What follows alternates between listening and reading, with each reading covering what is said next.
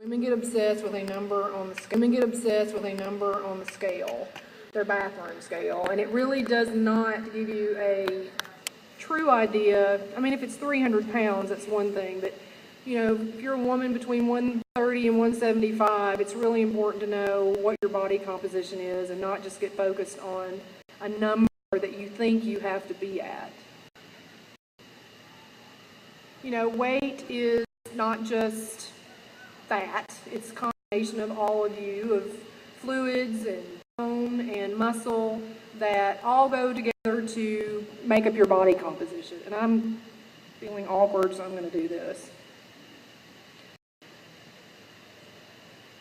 The gold standard, according to the federal government, on how to judge your weight is something called the BMI, which is the Body Mass Index, which is a measurement, a ratio of your height to your weight. This is what the CDC and when they do all these studies, and the federal government, when they get on TV and they talk about the obesity epidemic, what they're really talking about is a measurement of people's BMI. However, I'm going to tell you today why I don't think this is the most important number for measuring health and fitness, your level of fitness. This is the BMI chart. Your family physician, your internist will probably pull this out at some point when you go in for your yearly physical, and they'll look at your weight and they'll look at their height, and then they'll tell you if you're, underweight, normal, overweight, or obese. But this doesn't tell you a whole lot. It just tells you if you're a small framed person, large frame, but that's about all the information you can really get. And this is an example of two males, same age, same height, same weight. One has 28% body fat, one has 11.5% body fat. Obviously, there's going to be a lot of difference between these two men and how they look, how healthy they are, their risk factors for diabetes and heart disease. But according to the government and the CDC, they're both as healthy. Each one is as healthy as the other one.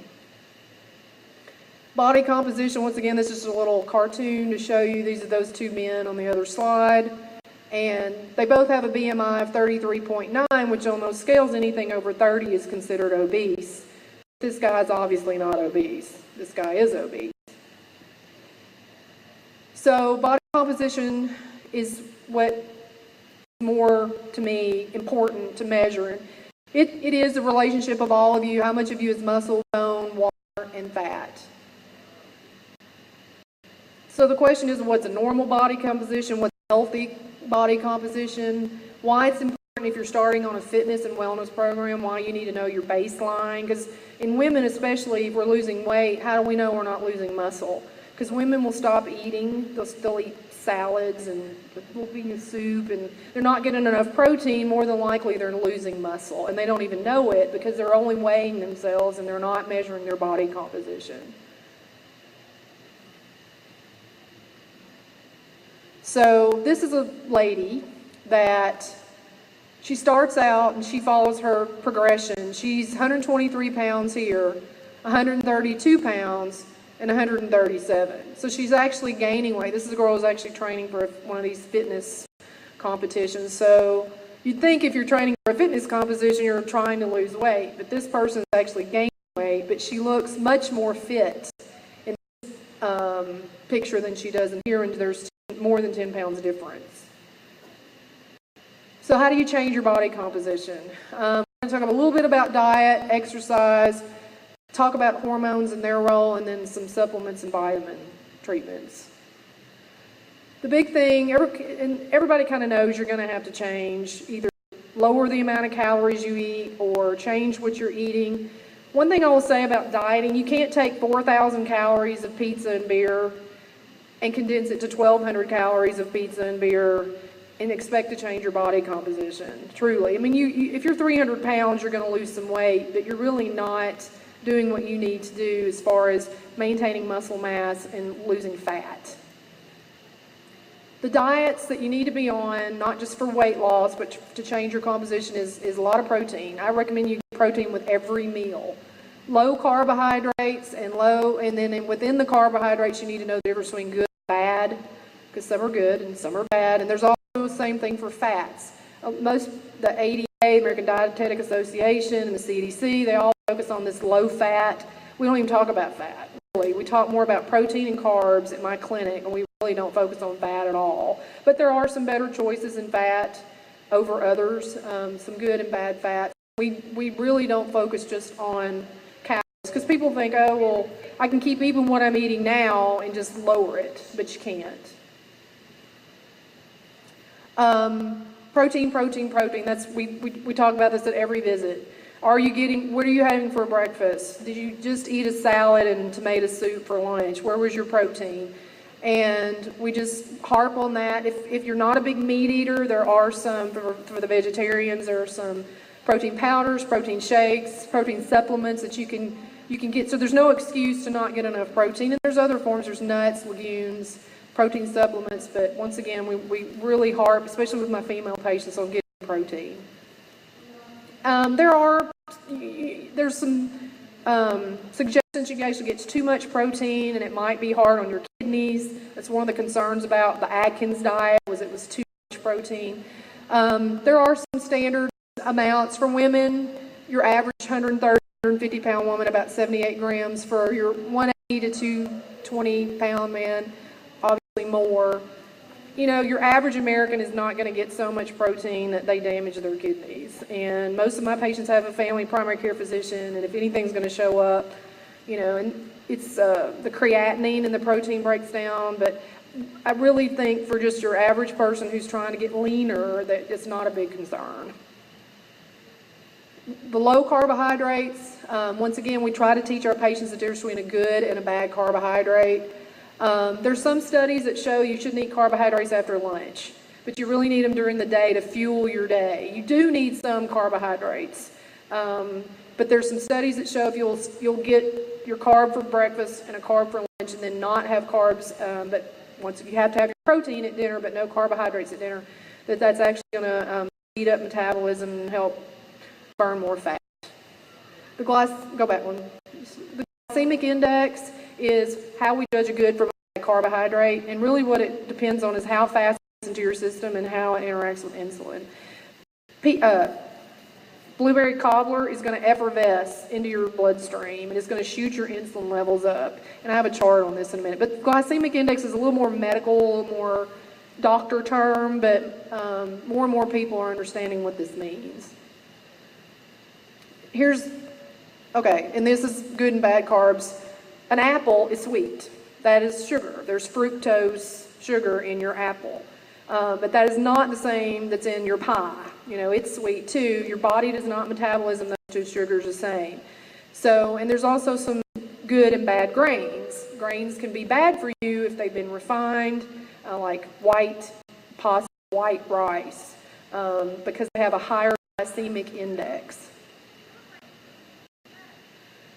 Basically, if you eat a bad carb, this is your insulin and glucose levels over time.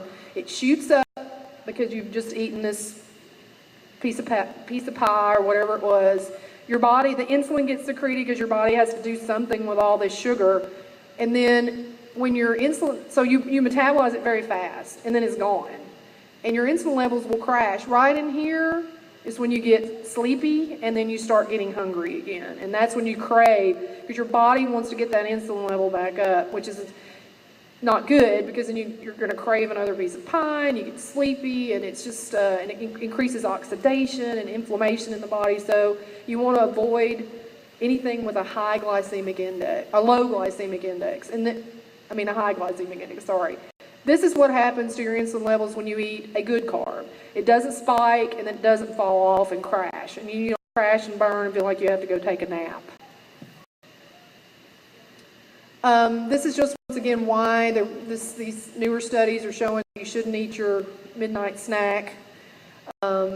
Usually due to the insulin storage, and you're going to store those carbs overnight, and due to the insulin levels, you're more active during the day. The carbs you do eat, if you eat them during the day, you're going to use them up and not store them. Once again, there's good fats and bad fats. You're going to get good fats from avocados, olives, nuts, plant-based oils and not animal-based oils, and your Omega-3 fat, those fish oil, that's oil, but that's a good fat. Another one that's not on here is coconut oil. Actually, yes, it's not on there. It's coconut oil. Used to be in the bad column, and now it's been moved back to the good column. A lot of studies are looking at coconut oil. It actually increases aids in weight loss. There's some studies with Alzheimer's. So coconut oil or MCT oil, if you see it in a health and nutrition store or like in a doctor's office, it's going to be MCT oil, but it's coconut oil. Now we're going to talk about, so that's the basics of diet. Eat a lot of protein, low carbs, and the carbs you do get need to be good carbs. Exercise. The first thing to know about exercise, you cannot outrun a bad diet. You can't eat 500 calorie piece of pie and say, well, I'm going to go do an hour on the treadmill and I'll burn off those 500 calories. It's not exactly a 1-to-1 ratio of calorie in to calorie out. So you can't outrun a bad diet. And not all exercise for fat reduction is created equal. 30 minutes on the treadmill is not going to be as good as 30 minutes of sprinting and weightlifting. Fear of women. If I lift weights, am I going to bulk up? Am I going to look like her? And it's yes and no. If you want to look like her, you can look like her. If you want to look like her, you can look like her. It's all in how much weights you do and how insane you get this program. But all women need some muscles, and I do think weight bearing is a great exercise for women for bone density, fitness, body composition, everything. Lift weights to lose weight, to lose fat. Once again, it's not about losing weight, it's about losing fat. So you may actually, if you start weightlifting and you're 150, 160 at my clinic, you may actually gain a little bit of weight at the beginning. And if you were at home and you were weighing yourself, you're extremely discouraged. But if you're coming to my clinic and we measure your body composition every single visit, I'll show you, okay, your fat went up, your fat went down, your muscle mass went up, don't get discouraged. Eventually the number on the scale will go down, but it's more important to be changing those numbers around. Weight training burns up to 100 more calories than somebody who just went and walked on the treadmill. And you do need some cardio. I'm not going to say you don't need any, but it's the kind of cardio that you do. Interval training is sprinting, it's jumping rope for 90 seconds. It's sprinting on like 9 on the treadmill if you can do it that fast, 7 or whatever.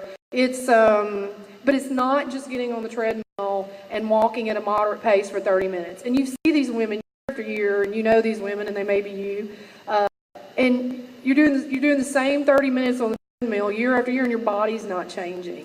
You may not be gaining weight, and that may be your goal, but if you really want to see changes in your body, you want to see definition in your arms, more muscular legs, more strength, more stamina, you're going to have to get off the treadmill, stop doing that same moderate pace, 30-minute exercise, and get on the weights and do some interval training.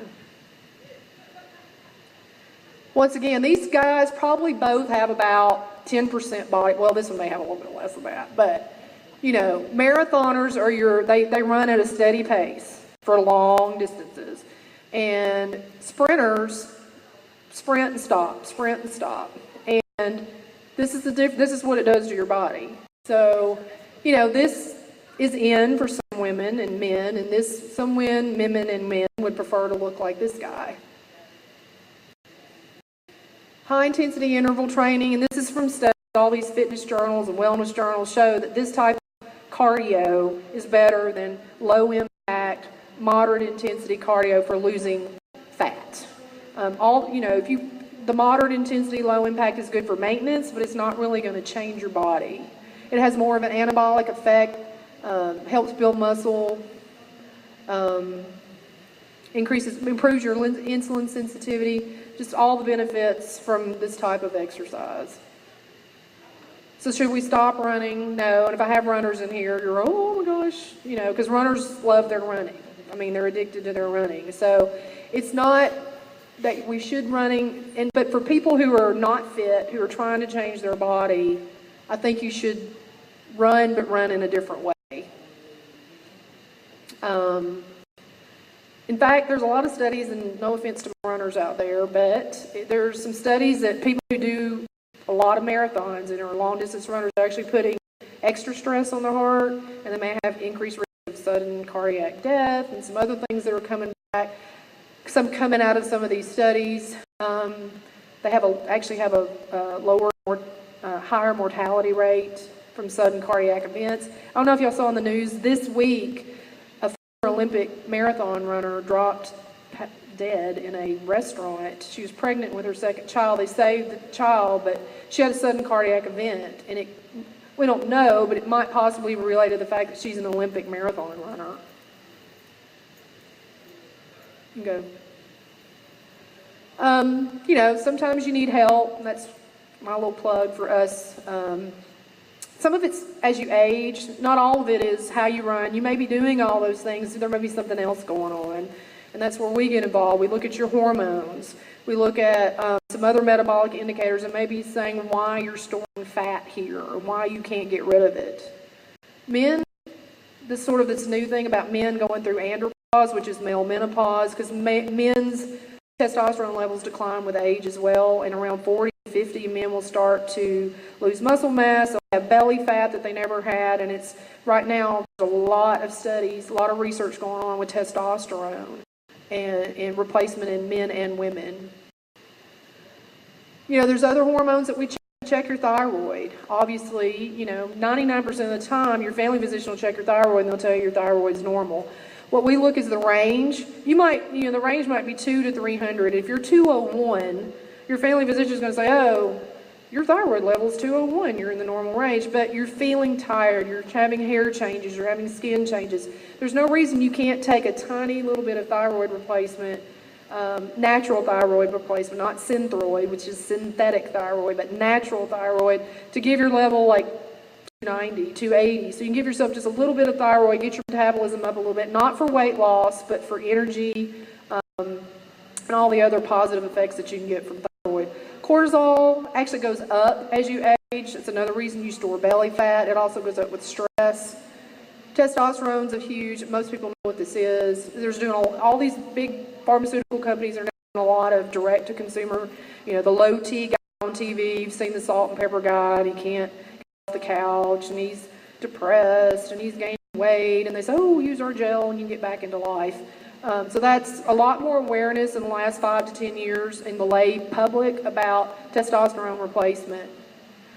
In women, we look a lot at estradiol, obviously. Women, when you get in your 40s, not all your hormone levels come down at the same time. Your testosterone and progesterone go down in your 30s. Your estrogen stays here through your 40s and 50s, so you become something called estrogen dominant. So not all your hormone levels will go down at the same rate. So you lose your progesterone, you lose your testosterone, which balance your estrogen. All that estrogen causes you to store belly fat. So what we try to do is you don't necessarily need more estrogen, you just need your testosterone and your progesterone to balance that estrogen so you don't become estrogen dominant and start storing belly fat. Other hormones, a lot of people take DHEA. It's an over-the-counter. You don't need a prescription for it. Men will start with that early on because it's a precursor to testosterone. You're not going to get the levels by taking DHEA that you will with true testosterone replacement, but it is an over-the-counter. There's nothing harmful about it. Women, you have to be careful. You can get too much production of testosterone. They don't make a female dose. You have to get it compounded. All the DHEA over the counter is like 25 milligrams. That's too much for a woman. Insulin, I'm not going to talk about that much. Growth hormone, human growth hormone, fabulous hormone, love it. It has too many to name positive effects on just about everything. There's studies galore. However, it's extremely expensive and highly controversial. It gets abused in professional sports. It gets sold on the black market, so the DEA will you under the jail if you get caught with this stuff. If you're a professional sports person, they will kick you out or wherever you're in. But I think if we could just sort of take the controversy away from it, and you had scrupulous physicians prescribing it to your average middle-aged person, there could be tremendous health benefits. And I will tell you, movie stars and Rich and famous people use growth hormone. They can afford it, and they've got doctors that will prescribe it. I don't prescribe it simply because, not because I don't think it's a good hormone, but there's just too much controversy. So I just stay away from it, which is a shame, really. Obviously, your hormone levels go down. There's a normal age-related decline in your hormones. And as they go down, you lose muscle mass, your fat percentage increases, your bone density goes down, you dry out, you lose your total body water. So one of the things about men is if this is normal and our testosterone levels are going down anyway, is this really a disease? You know, obviously men who've had testicular cancer or have had radiation due to prostate issues they have true hypogonadism, which means their testes are not producing testosterone. But your average 50-year-old guy is not making what they made when they were 20. So the focus now is taking a man who's not had any cancers or radiation or surgeries and letting this 50-year-old man have the level he had when he was 25. So these men you see on TV the question right now is a lot of controversy of whether we should be treating this or not, whether or not this is really a disease, whether or not you should just grow old gracefully and lose your libido and lose your muscles and not be able to work out and feel sluggish and depressed and just, that's just part of being old. What do you want to be, 25 years old? That's what your family physician will say. You're a guy, you're 50, you go in, you don't feel good, your muscles are not what they used to be, your libido's not you're 50. That part of your life should be over. You really shouldn't, so there's a lot of controversy about the attitudes. Why do you want to do this? Why do you want to be 25 again? Why not? I mean, if we're going to live to be 90, if we're going to extend our longevity, do you really, who wants to live to be 90 if you don't feel good? So I think those attitudes are going to change, those attitudes are going to progress where, men and women. Right now it's a lot of marketing to the men, but the same thing for women. I don't think there should be the stigma about testosterone replacement. That's just the age-related decline that we kind of have right now. There's the hormone replacement we're talking about is not the kind you got 10 years ago from your family physician that was synthetic hormones, and those are the ones that are associated with a higher risk of cardiovascular disease and strokes and cancers. The bioidentical hormones, the kinds that are compounded, bioidentical means just that. They are identical to what your ovaries make, what your testes make. So they're not as associated with as much risk as the synthetic hormones. They're going to come in a cream, a pill, a pellet. It's not like your Premarin or your Prempro, and you get a prescription, you go to Walgreens. These are going to be like Huntsville Compound, Madison Drugs, where they actually custom make in a cream or a pellet, well, not a pellet, a cream or a little thing that dissolves underneath your tongue. So it's actually, it's custom compounded to your levels. The goal hormone replacement is to get your levels in the upper limit of the normal range. The bodybuilders, when they use testosterone, they're going to a level that's not normal, even for an 18-year-old. We want to stay in that range that's considered normal. I think I have a slide on this. You got two men that are almost the exact same age. This guy, the range is 350 to 1200. His is 355. He feels like, goo. He has no energy, he has no libido. He may be noticing muscle loss. Of course, he goes to his family physician, and because he's 5 points over, he says, your testosterone's normal. You don't need any testosterone. This guy is 48. His level's 855. So in other words, we're trying to get you. Of course, this man, I probably would do DHEA or something like that, something early with this guy. Try to boost him a little, but this man definitely would need hormone therapy, especially if he's symptomatic. It's not only the ranges, it's also a lot of hormone replacement is titrated to symptoms. So he's at 855. He may still not feel the greatest. He may still be experiencing libido issues and exercise tolerance issues. He may feel better at 1100. But if he's at 855 and you put him at 1100, so some of it is titrated to actually talking to the patient, assessing their symptoms and seeing how they feel. There's too many of these to talk about. Vitamins and supplements galore. You can go over to the vendor hall over here and see millions of them. But the big ones for weight loss, body fat changes are omega-3 fish oil, probiotics, branched chain amino acids. This is what you're going to see in your protein powders, protein shakes. Vitamin D is huge. Women, most women over 50 have vitamin D insufficiency, so you really need to get that checked if you haven't. B12 is huge. Most weight loss clinics, including mine, do a lot of B12 supplementation. B12 is a natural metabolism enhancer. The green tea, the green coffee, anything you see on Dr. Oz. Raspberry ketones, never heard of raspberry ketones until it was on Dr. Oz, and we got 50 million phone calls. We do sell it at my clinic. I do look this stuff up. I do say, okay, is there any studies? Is this like snake oil, whatever? If I vet it out and find a good paper and find that it actually has been studied and researched, we'll actually add it to the clinic. And just because it was on Dr. Oz doesn't mean it's always good, but that's the way that goes. CLA, a lot of bodybuilders use this. It does something with fat storage. And one way or the other, all of these are going to work on metabolism, fat storage, the mitochondria and the energy, function of the cell. But they're all designed to do one way or the other is to lower your body fat. There's ways to measure your body. This is the old-fashioned way. Family physician would pull out the calipers and measure your body fat. Bioelectrical impedance analysis, your bathroom scale with the metal plates. That you can actually get a decent one. The ones we use are much more expensive, $6,000 scale. But you can get these at Walmart and drugstores. But that's what this is. It's sending an electrical impulse up through you, and it sort of discerns between dense things and non-dense things. So the dense things is your bone, and it's not that great unless you get a better one because it can't really tell fat from water. The gold standards are kind of these. They're going to be not available to your average person. That's where they submerge you in water or or you go into this chamber and how much air you displace.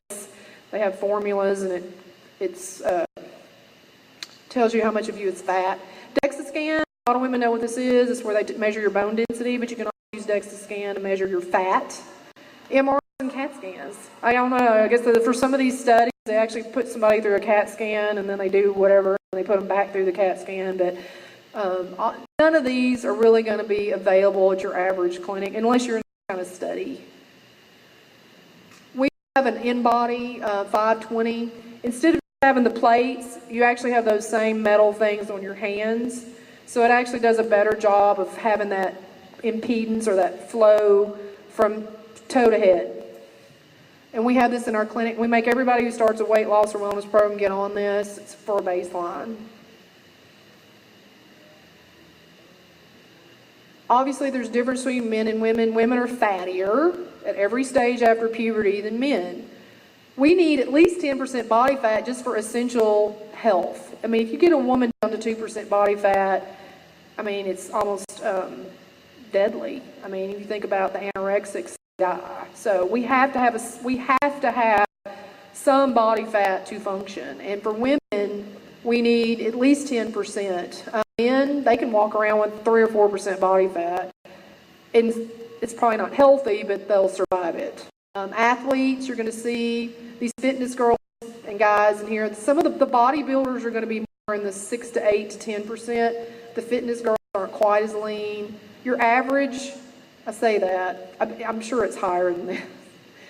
Your average person who is in decent shape is going to be between 25 for a woman and a man over here. Of course, we have people that come in that have 45 and 50% body fat. The CDC, most authorities will say you're fat if your body fat percentage is over 32%, 25 for a man. These are just some different pictures of what women and men look like at different body fats. He's 25% body fat.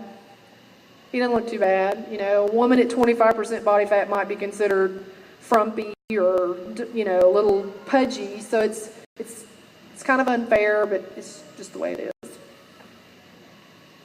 This is just showing you with 8% body fat versus 35% body fat.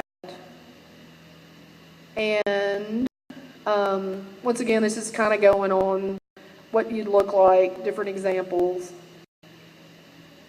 Same thing for women. And we've already kind of talked about those.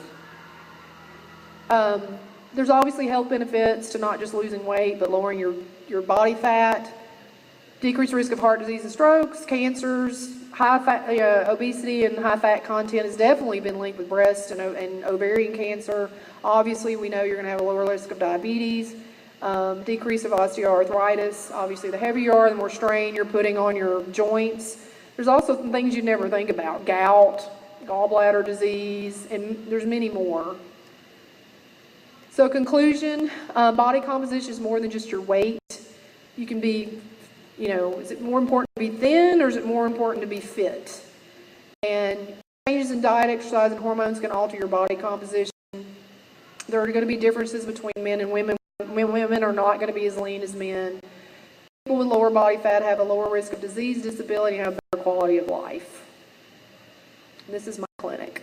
If anybody has any questions, I'll be happy to answer any questions.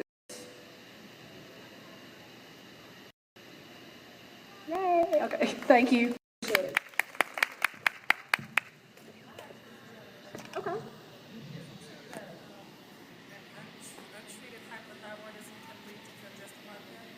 Yes. You can actually get something, if you have profound hypothyroidism, you get something called myxedema, and you can actually go into full-fledged cardiac arrest. Usually it's caught way before then. You hardly see myxedema anymore, but it does lead to congestive heart failure. I mean, your heart is a muscle, and it needs metabolic indicators to make it go, and so it's definitely linked. Your average woman who's just slightly hypothyroid, that may not be your biggest risk factor. Other risk factors are going to be, the main risk factor for congestive heart failure is cardiovascular disease, heart attacks, clogged arteries, that kind of thing.